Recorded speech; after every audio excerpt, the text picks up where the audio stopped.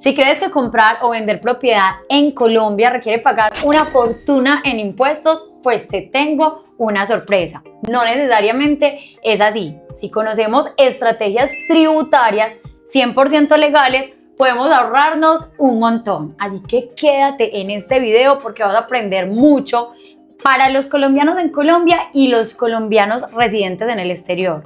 Aquí tenemos un experto abogado tributario que nos va a ayudar a poder comprender cómo los impuestos de la parte impositiva no es mala, sino que malo es no saber. Un día, cuando pretende morir, eso me lo deberían de poner en mi tumba para que me recuerde. Julián, gracias por estar acá, bienvenido a este espacio, espero te lo goces de verdad. Vale, vas a generar una transformación enorme en un montón de personas, porque esta información es oro. Bueno, ojalá que la información que les estoy dando aquí les sea útil y dispuesto a resolver todas las inquietudes que tengan. Hay muchas preguntas, estas preguntas se formularon a partir de una cajita de preguntas que ponemos en Instagram y en TikTok, porque la intención es resolver las preguntas sociales y hacer parte un poquito de la solución y de la construcción de país. Entonces empecemos. Primero, ¿qué es la ganancia ocasional? O sea, todo el mundo, yo creo que el 50% de las preguntas, ¿cómo evitar la ganancia ocasional? ¿Cómo disminuir la ganancia ocasional? Pero en realidad la gente no sabe qué es la ganancia ocasional. ¿Qué es eso? Vale, digamos que en Colombia tenemos una gran gama de impuestos de diferentes tipos y por diferentes razones. Y la ganancia ocasional es un impuesto que es complementario al impuesto sobre la renta y que busca gravar, como su nombre lo indica, ciertos ingresos ocasionales que tienen las personas. ¿Como cuáles? Los ingresos por donaciones, sucesiones, herencias, venta de activos fijos, que creo que en tu gremio es el más común cuando se vende la casa en la que habito, premios, loterías, etcétera. Son como los principales hechos generadores o lo que grava ese impuesto. Entonces, la ganancia ocasional es un impuesto que grava ciertos tipos de ingresos. ¿Cómo lo grava? Es decir, hay algo que siempre dice la norma, que si lo vendes antes de los 2 años de tenerlo se llama una forma, si lo vendes después de los 2 años se llama otra forma, pero el gravamen o el porcentaje es diferente o es igual. Fíjate en algo, la regla general es que todo ingreso en Colombia esté grabado con impuestos sobre la renta, ¿sí? ¿Qué significa eso? ¿Qué significa renta? Renta es sinónimo de utilidad, entonces cuando hablamos del impuesto sobre la renta es un impuesto que grava las utilidades que tengan las personas. Pero el impuesto sobre la renta, como lo dije anteriormente, tiene un complementario que es el incomplementario de ganancia ocasional que grava ciertas utilidades que obtengan las personas, entre esas una muy importante, la enajenación de activos fijos. Dicho en términos más sencillos, cuando una persona vende un activo, es decir, un bien que tiene vocación de permanencia en su patrimonio, entonces está gravado con ganancia ocasional y si no lo está gravado con el impuesto sobre la renta. Entonces voy a poner un ejemplo muy sencillo y es un vehículo. ¿Un vehículo estará gravado con ganancia ocasional o con impuesto sobre la renta? Y la respuesta siempre va a ser depende. ¿Depende de qué? De la vocación que tenga ese activo dentro del patrimonio. Me explico. Si yo compro el carro para transportarme, ese carro yo lo tengo con vocación de permanencia. La idea es que permanezca siempre en mi patrimonio, más allá de que hacia un futuro lo vaya a vender. Pero si yo lo que me dedico es a la compra y venta de vehículos, que esto pasa mucho, hay gente que se dedica a eso, entonces ese vehículo estará gravado con el impuesto sobre la renta. Entonces la norma, para evitar confusiones, establece un criterio objetivo y dice: si el bien permanece con la persona menos de 2 años, pues de entrada vamos a entender que eso está gravado con impuesto sobre la renta. Y si tiene más de 2 años con la persona, entonces estará gravado con ganancia ocasional, con unas reglas particulares y diferentes en ese impuesto. O sea que, por ejemplo, los apartamentos que son comerciales o los inmuebles comerciales, la ganancia es más fuerte, o sea, la ganancia ocasional. Fíjate en algo. Cuando una persona compra un inmueble, nuevamente tenemos que hacer el análisis que acabo de hacer ahorita con el carro, y es: yo estoy comprando este inmueble como inversión, y cuando digo inversión es porque aspiro rápidamente a salir de él, ¿cierto? Que esto hay gente que lo hace, es poco común, digamos, no es lo normal, pero sí pasa. Hay personas que compran inmuebles y creo que dentro del modelo de negocio uno muy conocido es el flipping, en Estados Unidos lo denominan así, y es: yo compro inmuebles baratos, les hago remodelaciones y los vendo rápidamente. Incluso el éxito del negocio está en qué tan rápido soy capaz de venderlo y qué tanta utilidad le logro obtener. Ese tipo de casos está grabado con impuesto sobre la renta.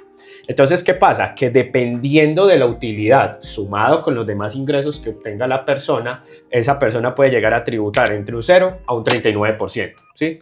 difícilmente pues nos vamos a ubicar en el 0% porque ahí estamos hablando de utilidades por todos los ingresos que obtenga esa persona por debajo de 45, 50 millones dependiendo de la VT, pero en ganancia ocasional siempre será el 15%. Entonces ya la persona que compra el inmueble, por ejemplo, para habitación, o que compra el inmueble para arrendarlo, o que compra el inmueble con un fin de que permanezca en su patrimonio, está gravado con ganancia ocasional y la tarifa es del 15%, como lo señalé hace un momento.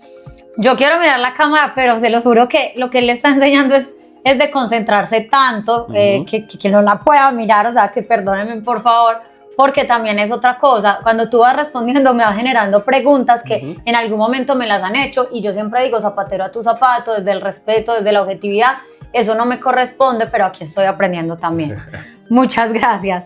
Segunda pregunta, ¿qué pasa si vendo mi apartamento antes de cumplir 2 años de posesión?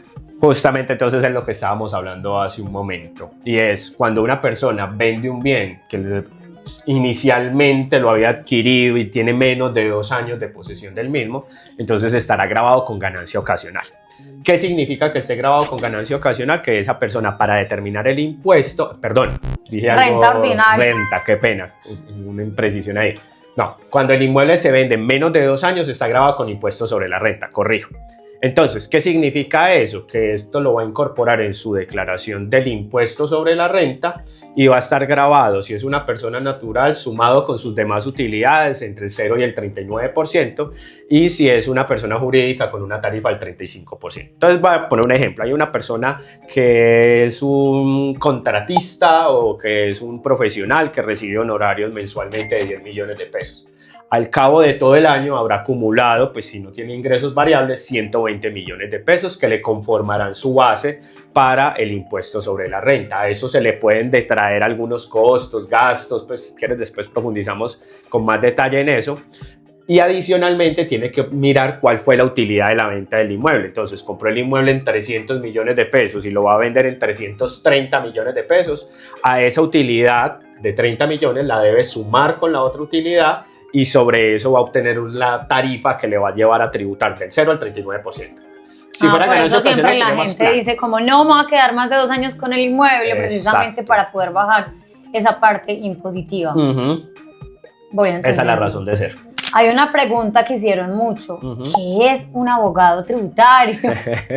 Esa pregunta la hicieron y yo dije, la gente de verdad no sabe eso. Y yo me sumo porque para mí, a mí me cuesta. Yo siempre lo presento contador tributario. Mabel, que no soy contador. No soy contador, soy abogado.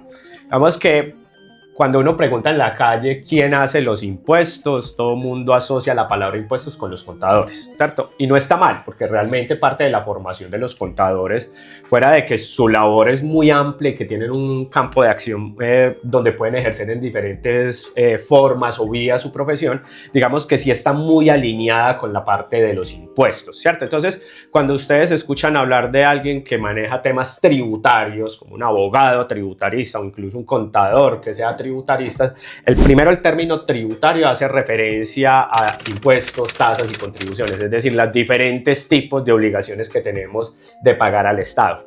¿Y qué es lo que hace un abogado tributarista? Nosotros, a diferencia de los contadores, lo que hacemos es, en primer lugar, representación ante entidades como la DIAN, cuando la persona lo investiga, la DIAN, por ejemplo, un municipio, la UGPP, que también con el tema de los aportes a la seguridad social, pero también los abogados tributaristas ayudamos a la estructuración de procesos, de proyectos, entender o asesorar y acompañar a los clientes y a las empresas y personas naturales en el entendimiento de su negocio y cuáles son las consecuencias tributarias de él, ¿cierto? Entonces trabajamos muy de la mano con los contadores, incluso en mi misma oficina pues tenemos abogados, contadores, somos ahí de todo. Yo cuando empecé este cuento de ser independiente, que yo nunca soñé ser independiente, pero Dios y la vida me tenían para esto, a mí alguien me dio un consejo y me dijo, tú siempre tienes que ir de la mano de un buen tributario y un abogado. O sea, que tú haces ese mix. No es que te dediques a todo, sino que hay una oficina donde hay expertos que ayudan a todo. Sí, eso. claro. Pues digamos que cuando uno está empezando a emprender es muy difícil tomar las decisiones de con quién se acompaña, ¿cierto? Digamos que lo básico... Claro, porque suelen ser servicios que son costosos. Yo no estoy diciendo que siempre lo sean, pero pues en el gremio se sabe que un acompañamiento legal suele ser costoso. Incluso por eso es que hay tantas estrategias de innovación para acompañar acompañar las nuevas tecnologías con este tipo de conocimientos y hacerle más fácil la vida a los emprendedores, ¿cierto? Entonces uno necesitaría un contador, pero también ojalá el acompañamiento legal, no solamente por temas de impuestos, sino laboral, comercial, etcétera, etcétera, etcétera. Entonces siempre la compañía jurídica va muy de la mano de los emprendimientos. Un emprendimiento que crece sin el acompañamiento jurídico debido tiende a fracasar en este tipo de cosas. Y crecen de manera más lenta. Hay veces creen que por no pagarle a un experto van a crecer más rápido, ahorrar gastos, pero en realidad no están invirtiendo donde deben de invertir. Nosotros nos debemos dedicar a hacer lo que hacemos bien y ustedes a hacernos crecer. Entonces es un consejo no pedido, pero es un consejo dado para los empresarios, porque eso es una realidad. Nosotros desde que empezamos siempre tenemos acompañamiento, incluso él me ha asesorado, y ahí vamos en ese proceso de crecer, porque para un emprendedor no es fácil, no es sencillo, pero hay que hacerlo bien, porque uno tiene que, o sea, yo siempre digo como, bueno, si vienen acá, yo trato de hacer lo mejor posible todo, pero es porque también quiero crecer de una manera correcta y pienso que más exponencial, porque si hay unas estrategias, yo no soy la que me encargo de la parte administrativa, Jorge, mi socio, y yo lo escucho haciendo unas estrategias y yo, Dios mío, o sea, ¿qué tal que no hubiéramos tenido estos acompañamientos y esas asesorías? Y yo creo que eso que dice Mabel es muy importante. ¿Por qué? Porque es que realmente el emprendedor, y voy a poner un ejemplo, pues, el más sencillo de todos, resulta que yo soy un emprendedor y me volví experto en vender buñuelos. Soy el más teso en vendiendo buñuelos, el que hace los mejores buñuelos. Y el problema de los negocios cuando van creciendo es que empiezan a coger una carga operativa, administrativa, de cumplimiento, que muchas veces lleva a que los emprendedores tengan que abandonar eso que saben hacer por hacerse cargo del personal, de la parte administrativa, de los impuestos. Entonces también por eso es que uno necesita empezar a construir equipo, sea interno o sea externo, pero que le ayude a solventar y a sopesar esas cargas para evitar o para que ese emprendedor se pueda concentrar en hacer lo que sabe, que es vender buñuelos. Totalmente, sí.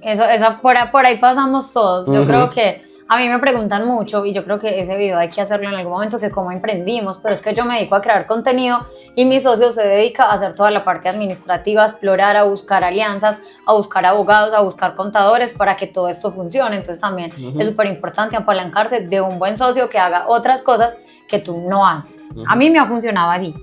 Esta pregunta es súper amplia y es una pregunta típica de colombiano. Escucha pues. ¿Qué debo de tener en cuenta al invertir para no perder rendimientos por impuestos? Vale.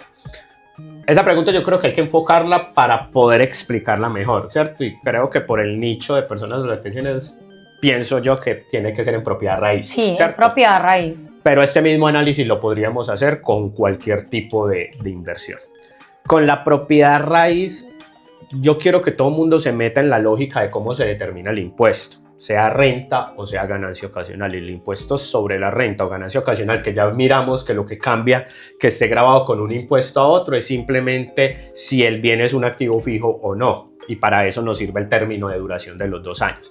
Pero en ambos escenarios el impuesto se determina de la misma manera y es ingreso menos costo, ¿cierto? ¿Cuánto ingresó y cuánto me costó adquirir el inmueble, ¿cierto? Entonces, ¿qué estrategias tengo que tener yo a la hora de poder desarrollar una inversión en este tipo de escenarios? Lo primero es cuidar mi costo fiscal. ¿Qué significa cuidar mi costo fiscal? Que ahí dejo, creo que a todo el mundo perdido. ya robot malos, así, pero ya voy a pasar a desarrollar un poquito más la idea. Y es que cuando yo compro, necesito comprar legalmente, ¿sí? Es decir, comprar, por ejemplo, si yo voy a comprar un inmueble que vale 300 millones de pesos y el comprador me dice hagamos escritura por 200 millones de pesos, yo ya sé que estoy sacrificando 100 millones de pesos hacia futuro en el momento de la venta.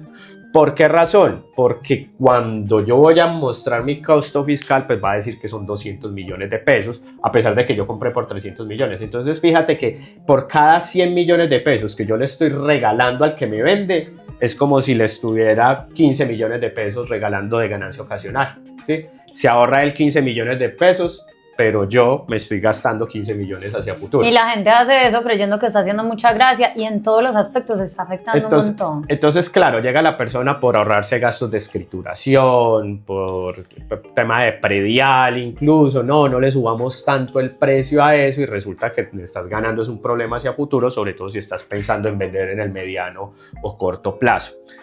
Lo segundo, con las mejoras. Entonces, las mejoras que queden bien documentadas. ¿Qué significa que las mejoras son bien documentadas? Pues que a mí me expidan una factura, ¿cierto?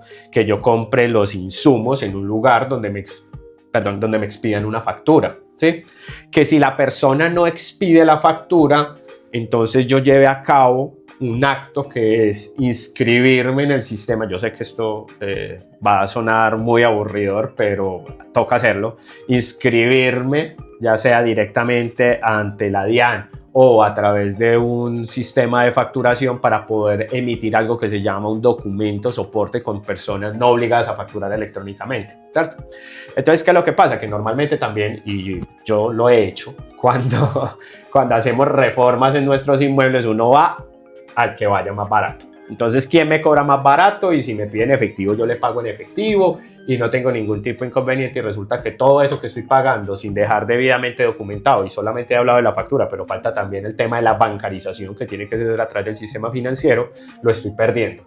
Y estoy perdiendo eso. El ejercicio financieramente es muy fácil de hacer, es el 15% si es ganancia ocasional, o hasta el 35-39% si es impuesto sobre la renta. Entonces hay que cuidar muy bien ese tipo de cosas, el costo fiscal, ¿cierto? Y lo otro es saber implementar estrategias que tiene la norma. Creo que con eso empezaste. Bueno, hay algunas estrategias que me permite la norma implementar, que son legales, ¿sí? Que eso es lo primero que hay que decir, son legales, que están ahí dentro de la norma tributaria, que me permiten bajar la ganancia ocasional o el impuesto sobre la renta. Entonces, conocerlas, trabajarlas y utilizarlas para poder reducir ese impuesto. Sí, eso es muy importante, porque a mí siempre la gente me habla de la declaración de renta como si fuera un coco. Y yo les digo, ¿pero qué es lo que te estás ahorrando?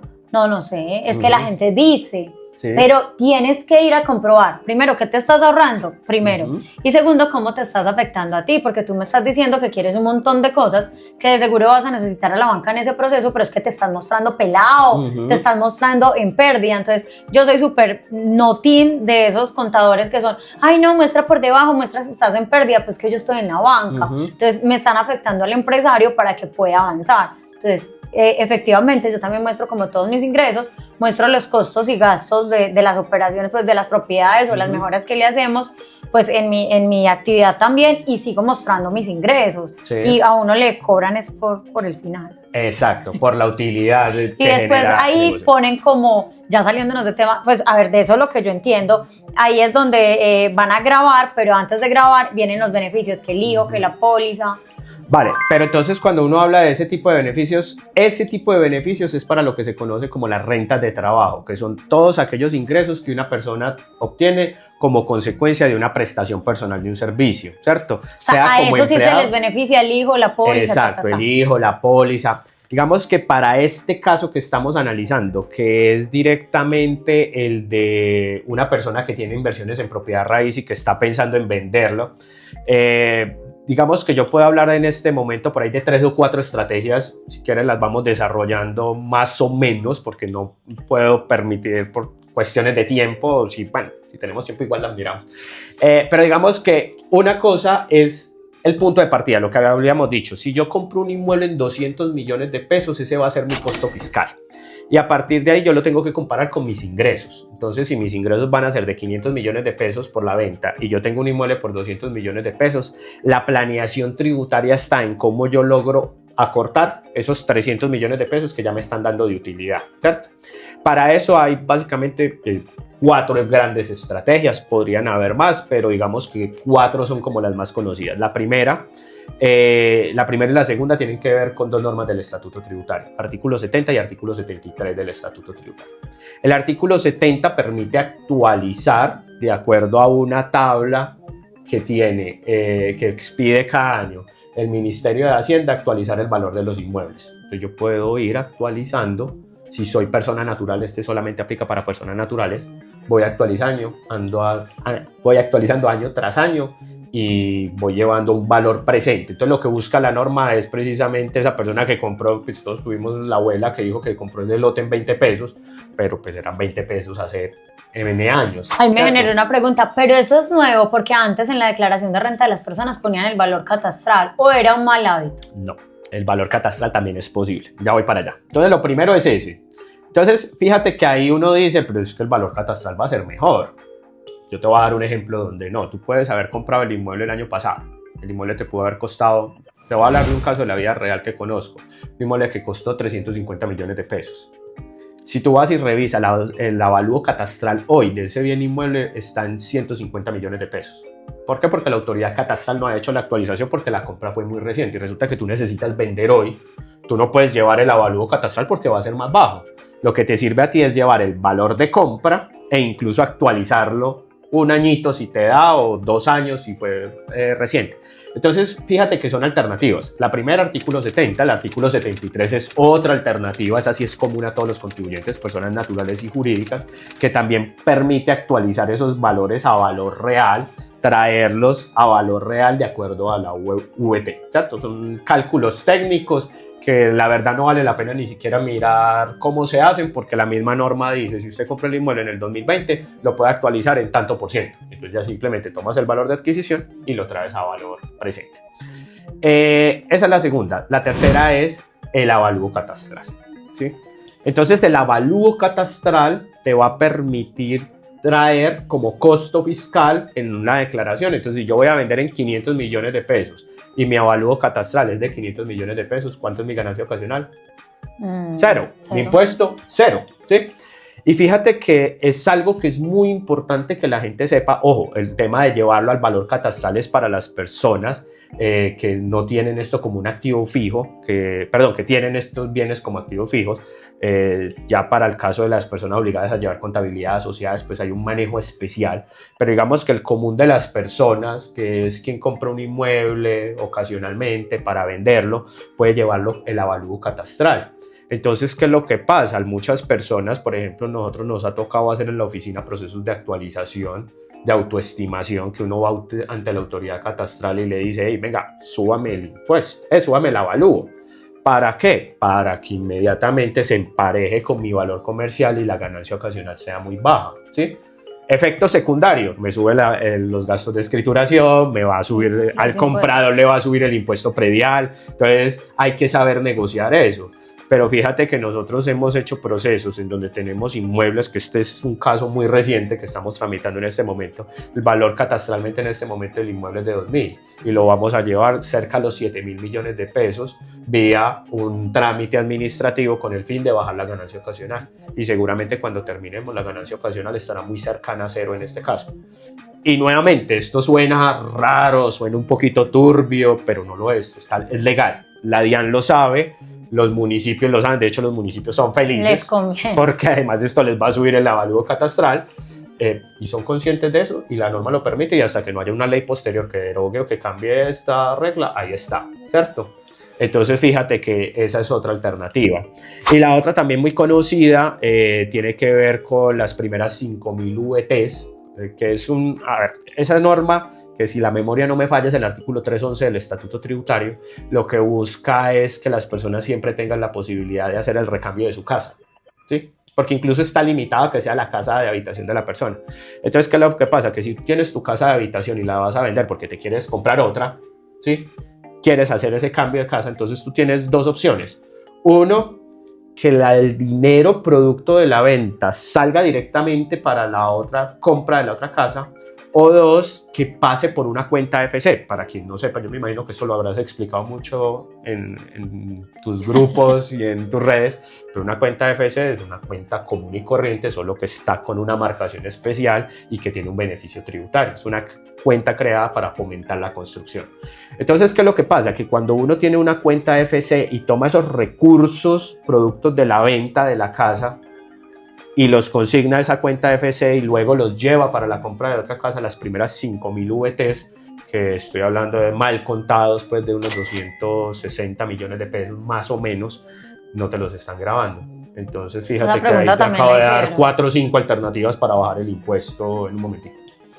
Increíble, o sea, es increíble porque de este tema yo no hablo, pues precisamente porque no soy una experta, pero cuando yo te escucho yo digo, la gente pierde plata por huevona, o sea, porque no nos queremos asesorar y no le queremos pagar a expertos. Tan importante uno hacerse acompañar bien, porque ¿cuánto le vale a una persona una ganancia ocasional? ¿Cuánto vale una asesoría de un experto? Entonces este video, y perdón ser tan honesta, eso soy yo, es para de verdad hacerlo mejor.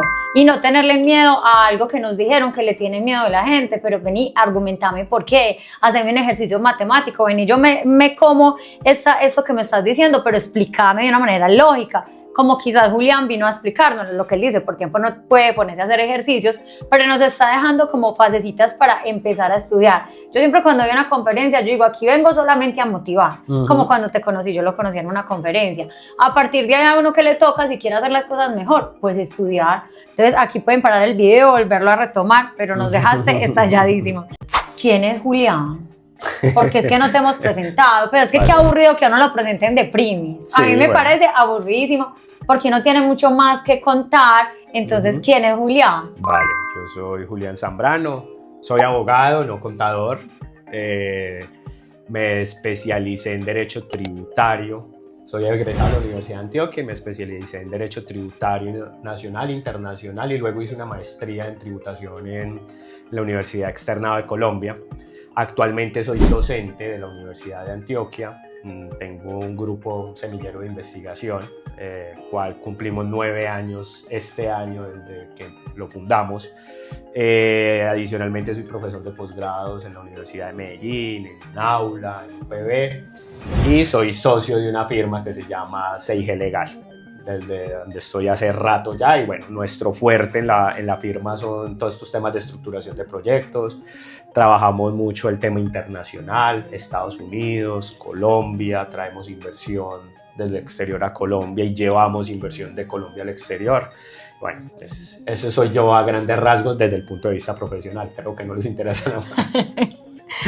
¿En qué momento hace tantas cosas? A ver, ¿qué me deduce más en la renta? ¿Un leasing o un crédito hipotecario? ¿O es igual? ¿Esto cómo funciona? Porque yo siempre digo, los intereses que pagamos de manera mensual nos descuentan en nuestra declaración de renta de manera anual. Pero si vos me decís exactamente cuál es el ejercicio que hacen ustedes, yo no sé. Vale, el tema en términos tributarios es muy sencillo, ¿cierto? Digamos que si tú te sientas con un asesor de banco, él te va a abrir una carpeta y te va a mostrar, bueno, mira, qué pasa si tomas un crédito hipotecario, te vuelves propietario, el bien queda afectado con una garantía. ¿Qué pasa si tomas un leasing? El bien permanece a nombre del banco, lo que vas a tener es un arrendamiento con una opción de compra hacia el final. Tributariamente es básicamente lo mismo. ¿Por qué razón? Porque cuando el leasing adquiere unas condiciones que la norma regula, ¿cuáles son? Voy a dar algunas de ellas. Yo tengo una opción de compra al final del contrato, o voy a permanecer mediante el contrato del leasing la mayoría de la vida útil del bien. Me voy a quedar solamente con esos dos. Lo que se va a entender básicamente es que yo tengo que registrar en mi declaración un activo por el valor del bien y un pasivo por lo que le estoy debiendo al banco. Eso tiene mucho más tecnicismos, pero en términos generales es eso. Entonces, fíjate en algo, si yo compro un inmueble, y voy a utilizar todo el resto de este video, el mismo ejemplo de la casa de los 300 millones de pesos, yo compro mi casa por 300 millones de pesos y le estoy debiendo al banco 100 millones de pesos, activo contra pasivo. Y si la voy a comprar a través del leasing, exactamente la operación sería la misma, y es registro la casa por 300 millones y un pasivo con el banco de 100 millones de pesos. Entonces, ¿qué es lo que pasa? El estatuto tributario permite que aquellas personas que obtengan rentas de trabajo, es decir, lo que te decía ahorita, por prestación de servicios, puedan deducir una parte o puedan deducir los intereses de vivienda. Pasa lo mismo con los intereses de vivienda como con lo pagado con el leasing. ¿Qué pasa? Que a mí en el leasing me toca pedir a la entidad financiera que eso lo hace y que no me toca pues pedirlo, eso me lo entregan en el certificado. Ellos me desagregan qué parte se imputa al capital y qué parte se imputan a los intereses. Y tal cual, lo que se lleva a intereses es como lo que pasa con el crédito hipotecario, que esa misma parte me la puedo llevar a mi declaración de renta como una deducción. O sea, en la parte de intereses es totalmente igual, cambian en otras cosas porque pues el leasing tiene otros beneficios tributarios para las personas que pagan impuesto al patrimonio, pero esa no es la pregunta porque puede que ellos digan, entonces ¿por qué dicen que tiene beneficios tributarios? Pues es por otras pero es para las personas que pagan impuesto al patrimonio en realidad. Vale, y pues me gustaría escuchar un poquito con más detalle cuál es la posición, porque yo creo que ni siquiera en el impuesto al patrimonio cambia Pues mucho la cosa. dicen que cuando las personas tienen que pagar impuesto al patrimonio, que usted debe saber los VTs, porque no es cualquier persona de los que pagamos impuestos al patrimonio, estas personas no tienen en su patrimonio al 100% el inmueble, entonces desde el principio pues no tienen que pagar esa parte de impuestos de patrimonio.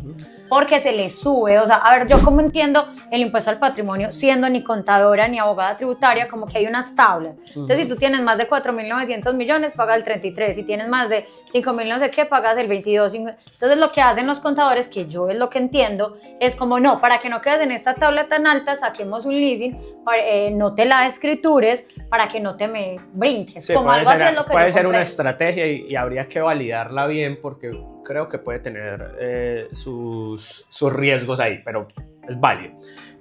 Básicamente el impuesto al patrimonio son aquellas personas naturales, esto no pasa con personas jurídicas, que tengan patrimonio. Noten que ahorita cuando hablábamos de renta hablábamos de ingresos, de utilidades, aquí estamos hablando de patrimonio, activos menos pasivos, bienes menos deudas, de más de 72.000 VTs, que con la VT de este año, que son 49.799 pesos, eso viene a dar un poquito más de 3.500 millones de pesos. O sea, este año es más contado. bajito, ¿no? No, cada año va O subiendo. sea, en este año es más arriba. Sí. Te digo que puede que me equivoque, pero más o menos estamos hablando de unos 3.500 millones de pesos. Esas personas empiezan a declarar y a pagar un impuesto sobre ese patrimonio que va hasta el 1.5% del patrimonio. Ok, perfecto. Ahí yo aclaré porque pues eso normalmente no lo explican en el leasing y es importante que exista la aclaración. En bienes raíces existen diferentes tipos de inmuebles, comerciales y residenciales. Varía mucho la parte impositiva entre ellos. En IVA. Solamente en IVA veo yo un cambio. ¿Por qué? Porque si yo me pongo a pensar, bueno, yo tengo un local comercial y tengo un inmueble para arrendamiento de vivienda urbana. En impuesto al patrimonio las reglas son idénticas. En renta, los ingresos productos del arrendamiento del local comercial o del inmueble de vivienda urbana tributan exactamente igual. En el impuesto industria y comercio, que es el otro fuerte, tributan exactamente igual. En los aportes a la seguridad social, todos son base de aporte a la seguridad social, por ende la única diferencia que yo observo es en el IVA. ¿Y el predial? Bueno, predial si quieres ya lo podemos mencionar. En lo que tiene que ver con IVA, cuando una persona natural tiene ingresos grabados con IVA superior a 3.500 VTs, qué pena hablar tanto de VTs, pero decirlo de de la norma, estamos hablando de más o menos 150 millones de pesos al año, la persona natural empezará o tiene la obligación de empezar a facturar IVA, ¿cierto? Entonces ese canon de arrendamiento debe ir grabado más IVA. Esto ocurre con locales comerciales, pero la vivienda urbana no está grabada con IVA. Entonces yo puedo tener 20, 30 inmuebles, todos para arrendamiento de vivienda urbana, de familias, y jamás ser responsable de IVA. En cambio, puedo tener un local comercial con uno solo y cobro 20 millones de pesos al mes y tengo que empezar a cobrar IVA, ¿cierto? Entonces ese sería uno de los aspectos impositivos a tener en cuenta. El otro tiene que ver, como bien lo señalas, con el impuesto predial, y es que eventualmente, seguramente, dependiendo del municipio, los locales comerciales tienen una tarifa mayor que el inmueble. También va a variar, porque si yo tengo un inmueble de mayor perfil, ¿cierto? Es decir, un inmueble que pueda estar por encima, no sé, de 700, 800 millones de pesos en avalúo catastral, y dependiendo del municipio, el municipio me va a poder cobrar la tarifa máxima del impuesto, que es el 15 por mil, que seguramente es lo mismo que le va a cobrar a un local comercial. Entonces, sí puede llegar a tener su efecto también en impuesto predial. Entonces, IVA e impuesto predial. Eso me encanta. Yo algún día pretendo presentarme como la embajadora de los colombianos en el exterior para que inviertan en propiedad raíz. Ajá. De verdad que le meto el alma a eso porque ellos se fueron en unas circunstancias difíciles, no viven allá de la mejor forma. Hay más de 8 millones de compatriotas afuera y mi intención es que cuando regresen muy bien plantados. Creo que parte de mi proceso en las redes sociales es para que ellos lo hagan mejor. Sí. Mejor que las generaciones anteriores, vale, que trabajaron tanto allá, que se quemaron tanto y llegaron acá sin nada, porque es la historia de muchos colombianos. Entonces, aquí va esta, la mandaron por audio ustedes a través de una asesora de la empresa desde el exterior. ¿Qué debo declarar en Colombia si soy un colombiano residente en el exterior que compra vivienda allí? Vale. Entonces, una persona que no sea residente, y creo que hay que empezar por ahí, que es ser residente y no residente para efectos tributarios, porque la gente confunde el ser residente o no con tener visa, no tener visa. Digamos que una persona se entiende que es residente en Colombia cuando permanece 183 días o más en un periodo cualquiera de 365 días en el año. Esa es una persona que es residente en Colombia, ¿sí? Pero adicionalmente las personas que son colombianas, que son nacionales colombianos, que tienen la ciudadanía colombiana, se entenderán que son residentes en el país cuando tengan la mayoría de los activos en Colombia, tengan la mayoría de sus ingresos en Colombia, tengan el núcleo cercano, esposa e hijos siendo residentes en Colombia, vivan en un paraíso fiscal, sean requeridos por la DIAN y no digan de dónde son residentes. Estos son como a grandes rasgos las razones por las cuales una persona se entiende que es residente. Entonces, una persona, un colombiano que vive en el exterior, lo primero que tiene que analizar a la hora de comprar propiedad raíz en Colombia es: comprando esa propiedad raíz o cualquier otro tipo de propiedad, ¿me convierto en residente en Colombia? Y la respuesta va a ser: ¿esa propiedad va a representar más del 50% de los activos? Y si la respuesta es sí, entonces es probable que esa persona se convierta en residente en Colombia, salvo que tenga la mayoría de los ingresos en el país donde vive. Esto es una regla muy particular y muy técnica, pero no sé si es clara. ¿Sí es clara? Sí, sí. Entonces, ¿qué pasa? Supongamos que no. Supongamos que la persona, que es lo normal que ocurre, y es que la mayoría de los ingresos que tiene los obtiene allá y los está girando hacia Colombia. Entonces puede que la mayoría de sus activos los tenga acá en Colombia, pero sigue teniendo la mayoría de los ingresos en el país donde tiene el domicilio. ¿Tiene obligaciones tributarias acá en Colombia? Por lo menos en renta no. ¿Sí? Es decir, el impuesto sobre la renta, como lo dijimos desde el primer momento, y de ganancia ocasional se da por generar ingresos. Comprar un inmueble es comprar un activo. Yo todavía no he realizado ningún ingreso, ¿vale? Solamente me tocará declarar renta, pagar impuestos, etcétera, cuando lo vaya a vender. Ahí sí, ¿sí? Ahí sí voy a tener que pagar impuestos sobre la renta, pero el solo hecho de tener propiedad raíz en Colombia, una o varias, no me convierte en contribuyente. Ahora, si esa propiedad yo la tengo en arrendamiento, ahí sí voy a tener que presentar declaración de renta en el país, a menos pues que me hagan retención en la fuente, normalmente no me la hacen, pero voy a tener que presentar declaración de renta en el país, declarando todos mis ingresos, restándole los costos y los gastos asociados, el predial, la comisión, la administración, y sobre ese valor se tributa sobre una tarifa plana del 35%. Ahorita hablábamos del 0 al 39%, para los no residentes sería el 35%. No sé si con eso... Sí, o sea, lo tienen que hacer las personas que reciben renta, pero es por el hecho de recibir los arriendos, no por tener la propiedad. Exacto. Digamos que la propiedad empezará a tener efectos impositivos o tributarios cuando, pues, uno, obvio, lo que paga toda persona por tener propiedad raíz, que es el impuesto predial. Eso sí, no importa si es residente o no residente, eso toca pagarlo. Y dos, si ese patrimonio nuevamente empieza a superar las 72.000 VTs, que son lo que convierte a una persona en contribuyente de impuesto al patrimonio.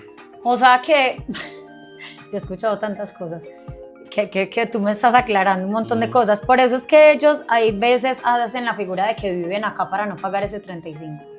Sí, pero no deberían. Sí, ¿cierto? no deberían, pero yo Porque lo he escuchado. fíjate en algo, cuando uno dice que es residente en Colombia, tiene que soportar una carga. O sea, eso tiene sus ventajas y sus desventajas. Desventajas de ser no residente: tengo una tarifa plana del 35%. Pero, ¿qué ventaja tiene ser no residente? Y es que solamente tributo por mis rentas de fuente nacional, es decir, por lo que obtenga en Colombia. Pero si yo voy y le digo a la DIAN que soy residente, para poder declarar mis arrendamientos y que eso me salga grabado del 0 al 39%, cuando una persona residente tiene que declarar sus ingresos de fuente mundial. Entonces, ¿qué pasa? Que si esa persona vive en Estados Unidos, está devengando unos ingresos en Estados Unidos, le toca venir a presentar una declaración y pagar impuestos sobre la renta acá en Colombia sobre esos ingresos, ¿sí? Entonces, por tratar de justificar eso, terminas con un problema que termina siendo peor. Increíble, o sea, increíble lo que hacen, porque eso lo hacen de manera, o sea, creyendo que están haciendo bien, en realidad no, es como un enredo ahí peor. Sí. Ahora sí lo entendí. Esta la dejó Luis varias veces, él es un estudiante del curso y es un agente inmobiliario, para que vean que yo sí sé quiénes son mis seguidores.